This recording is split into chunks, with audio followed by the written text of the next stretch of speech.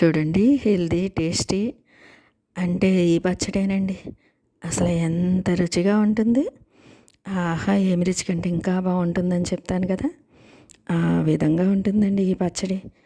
ఇంతకీ ఏంటంటే అది తోటకూర, కొబ్బరి, అలాగే చింతతొక్కు అని చెప్పి వేసి తయారు చేసుకున్న పచ్చడిలో ఎక్స్ట్రాగా దోసకాయ ముక్కలు కూడా చేర్చుకుంటామండి. అందుకే చెప్పాను కదా మీకు, హెల్దీ అండ్ టేస్టీ అంటే ఇదేమని. చక్కటి టేస్ట్ తోటి అదిరిపోయే రుచి అంటే ఈ పచ్చడే కదా అనిపిస్తుందండి. అంత బాగుంటుంది. ఎప్పుడు కూడా గోంగూర పచ్చడి మనం ఇలాగ అన్ని రకాలు వేసి దినుసులు వేసి చేసుకుంటాము.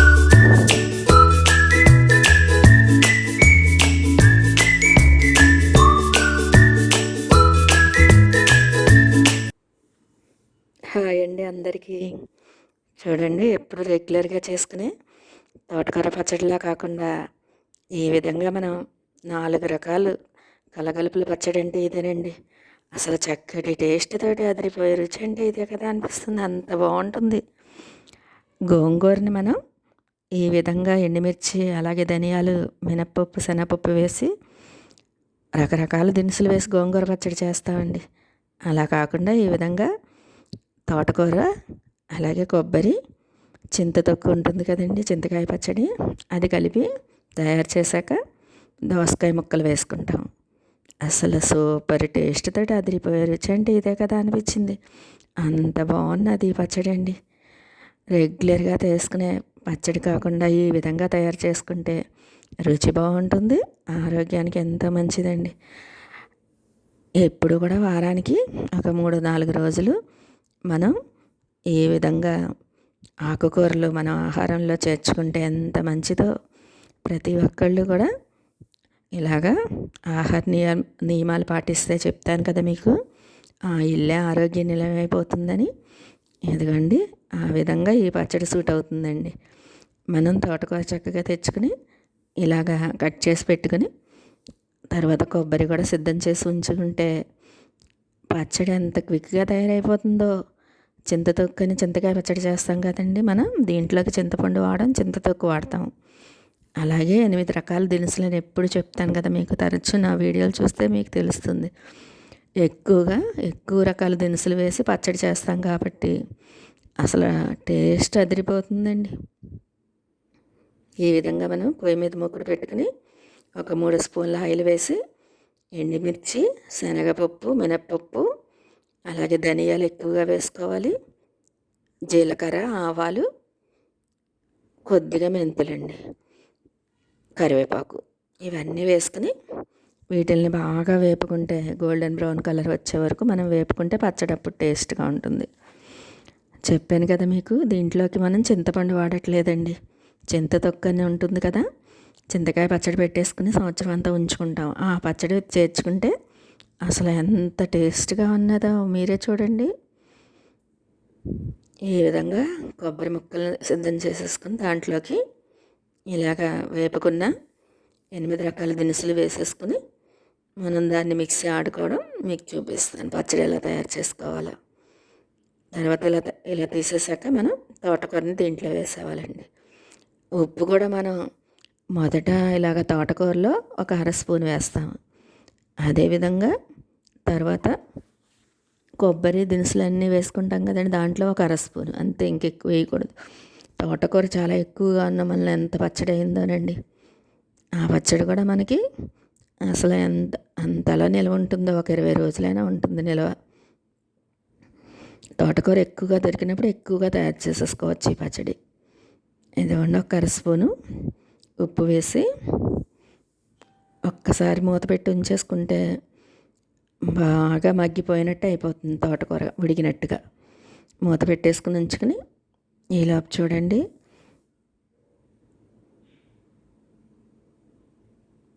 ఎప్పుడు కూడా చెప్పాను కదండి, గోంగూర ఈ విధంగా చేసుకుంటాము. ఎండుమిర్చి, ధనియాలు, మినపప్పు, శనగపప్పు వేసి చేసుకుంటాం. అలా కాకుండా ఇలాగా తోటకూరతో చేసిన పచ్చడి అసలు ఎంత టేస్ట్ వస్తుందోనండి. మీరు కూడా ట్రై చేసి చూడండి. మీకు ఎలా వచ్చిందో నాకు కామెంట్స్లో చెప్పండి. ఈ విధంగా మిక్సీలో కొబ్బరి, అలాగే 8 రకాల దినుసులు మనం వే వేపి పెట్టుకున్న దినుసులన్నిటిని చల్లారనిచ్చుకుని ఇలా మిక్సీ జార్లో వేసేసుకుని తర్వాత చింతకాయ పచ్చడి కూడా చేర్చేసి మనం మిక్సీ ఆడేసుకుంటే అలా మొదట ఇలాగా వీటిల్ని మిక్సీ ఆడుకుని తర్వాత మనం తోటకూర వేగిపోయి ఉన్నది కదండి, దాన్ని చేర్చేసుకోవాలి.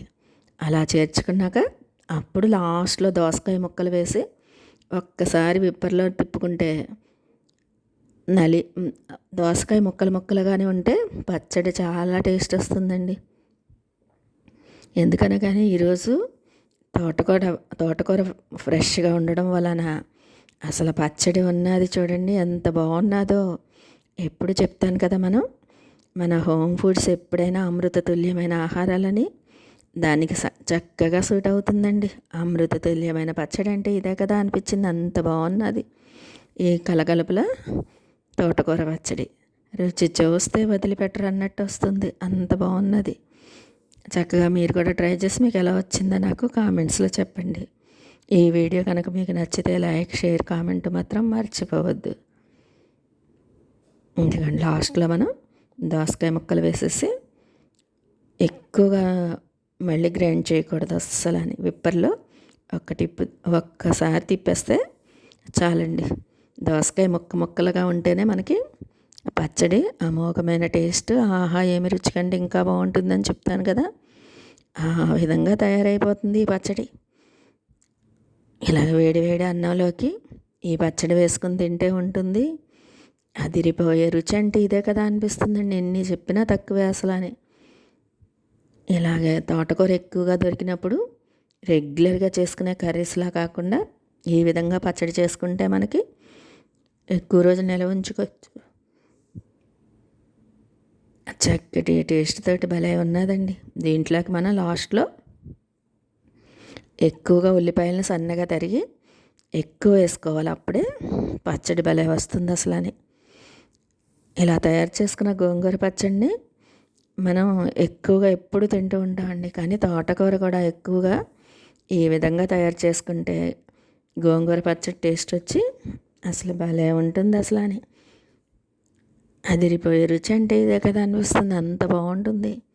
ఇదిగోండి ఉల్లిపాయలు సన్నగా తరిగిన ఉల్లిపాయలని మనం బాగా గోల్డెన్ బ్రౌన్ కలర్ వచ్చే వరకు వేపేసుకుని దాన్ని పచ్చడిలోకి చేర్చేసుకోవాలి. మన ఏ పచ్చడి అయినా విడివిడిగా చేసుకుంటామండి. చింతకాయ పచ్చడిని మన 8 రకాల దినుసులు వేసి చేసుకుంటాము. అలాగే కొబ్బరి పచ్చడిని ఇలా ఒక్కొక్కటే విడివిడిగా చేసుకుంటాము. అలా కాకుండా ఇలాగ అన్ని రకాల కలగలుపుల పచ్చడి అయితే ఇంకా టేస్ట్గా ఉంటుంది, చెప్పలేం కదా ఇంకెంత టేస్ట్గా ఉంటుందో. అందుకే చెప్పానండి, హెల్దీ అండ్ టేస్టీ పికిల్ అంటే ఇదే కదా అని. చక్కగా మీరు కూడా ట్రై చేసి మీకు ఎలా వచ్చిందో నాకు చెప్పండి. కొత్తగా నా ఛానల్ చూసేవాళ్ళు ఎవరైనా అయితే పక్కనే ఉన్న బెల్ సింబల్ టచ్ చేస్తే నేను పెట్టే పోస్టులు అన్నీ మీకు రీచ్ అవుతాయండి. చక్కటి తోటకూర కలగలుపుల పచ్చడి అమోఘమైన రుచి అంటే ఇదే కదా అనిపించింది, అంత బాగున్నది.